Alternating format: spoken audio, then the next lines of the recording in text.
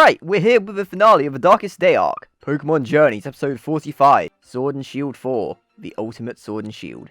And wow, what an episode this is! So there's a lot to get through, but this episode is mostly action.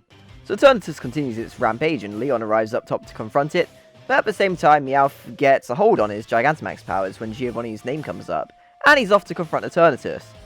But, as I expected from last episode, not much comes from this. Leon is about to Gigantamax his Charizard, but Eternatus drains the Galar particles, reverting Meowth back to normal, and he blasts Team Rocket off.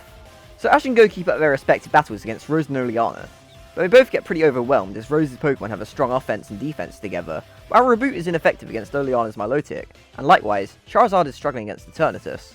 So there's actually a really nice callback to a Flygon episode here, where Go is about to give up on Ember, but he remembers wanting to finish it with a move they created. Eternatus fires a beam down the stadium, separating Ash and Pikachu from Riolu. Riolu protects him from 2 Power Whips, and this is the moment you're waiting for. It shines with a light of evolution. So downstairs, Go formulates a plan to win with Ember, using the whole space around him, and after a few more Embers, Reboot also glows with the light of evolution. So, Riolu finally becomes Lucario, and I love that it used its aura to tell Ash that it's learned Aura Sphere. This is such a fantastic evolution, and I love the fact that it kind of reminded me of Infinite holding up Ferrothorn and Copperaja, and it swiftly defeats its opponents with Aura Sphere, which was pretty awesome.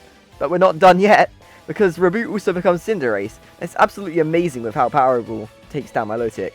The best bit is Peppy Score Bunny personality is back, bringing back their iconic high five and hugging Go. The boys meet up at the top of Hammerlock Stadium, meeting each other's fully evolved partner Pokemon. Also, Leon praised Ash for his defeat of Rose, so what's not to love about this scene? The boys have been split up for how long now, and they get to see how each other have grown through their Pokemon.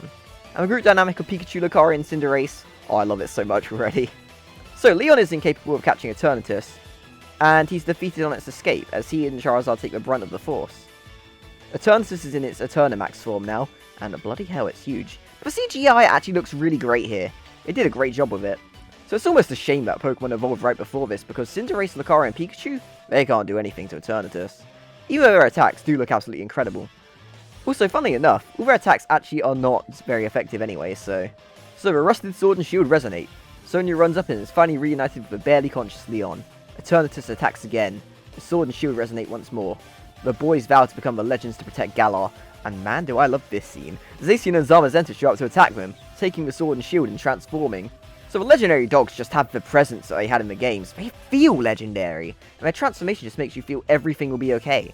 The boys get up too with their Pokemon, and poor Eternatus just gets absolutely bullied by the legendaries Pikachu, Lucario and Cinderace, which was to be expected. All the attacks looked absolutely gorgeous, the dogs going through Eternatus together and taking it down, awesome. Go pulls out a Pokeball which Dynamaxes, Ash helps him throw it, and I love that so much! And I believe this is the first time we've seen a legendary Pokemon actually get captured in the series too, like the actual process of it being captured. Meltan was a mythical, so I'm not really counting that. And Poipole and the Ultra Beasts might count, but god, that doesn't make this moment any less amazing. Go has finally captured a legendary Pokemon for the first time, and I'm really glad he didn't get Zapdos, purely because this moment would have felt less special. I really love it. The dogs leave and Galar returns to normal. The Sword and Shield coming back to Ash and Go. Sonia and Leon praise Ash and Go, calling them the heroes. But Ash, the ever humble, says it was Zacian and Zamazenta that saved Galar. So Sonia has a talk with Professor Magnolia, and we learn a couple of interesting things first of all. So Rose wasn't interested like in the games, so that could be a very interesting future possibility for a story, maybe even bringing Peony in. And Eternatus was also sealed in a safe beneath the earth in a Pokeball, meaning that Go didn't keep it. And Magnolia says that doesn't mean it will stay like that way forever. So again, will something more come of that? We'll have to wait and see. And Sonia is officially Professor Sonia. The boys are in the slumbering weald, returning the Sword and Shield. The spirits of Zacian and Zamazenta watch them as they leave. Okay, wow. This conclusion for the arc really hit every beat it needed to. First of all, animation looked really nice. I don't know how much more I need to say on that matter, it just looked really good. And okay, how surreal is it that Ash has a Lucario finally? It feels like 15 years in the making, and finally hearing him command it to use a Hadoudan, that felt so right.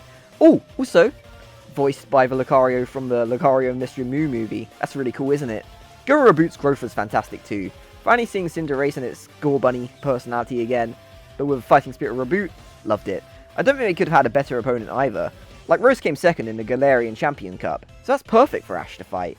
While Go gets someone more reasonable for him to deal with, Personally, I also feel like the Oleana battle was done much better in terms of placement here than it was in the game. The rest of this episode really feels like it came straight out of the game. Yeah, they can't do crap to Eternatus on their own, so they have to rely on the strength of the legends. While the anime can enhance the games, like it did in, say, Diamond and Pearl, I think Sword and Shield's story is perfect to adapt here. As I said, the legendary dogs have a lot of presence, and the way they easily deal with Eternatus is very cathartic to see. But surprisingly, they do it in a way that doesn't actually feel like it takes the wind out of Lucario and Cinderace. It also doesn't feel like the end of a dog's story in the anime. Will they adapt it in the post-game story of Sword and Shield? Will they integrate Rose into it? I'm interested to see. So overall, I loved this episode. I genuinely have no real issue with it. Other than to say Team Rocket not getting to do much, their role here was exactly what I expected. This was a beautiful finale for what I feel was a really amazing arc. So maybe what I'm about to say will feel contradictory to that, but I don't really think it hit the same levels of the game. I know the story is controversial, but I really liked it. I think cramming everything related to the Darkest Day here wasn't the best idea. However, to end on a positive, they compressed it well enough to let me kind of overlook that and really enjoy this take on the story. The Darkest Day has been the absolute highlight of Pokemon Journey so far.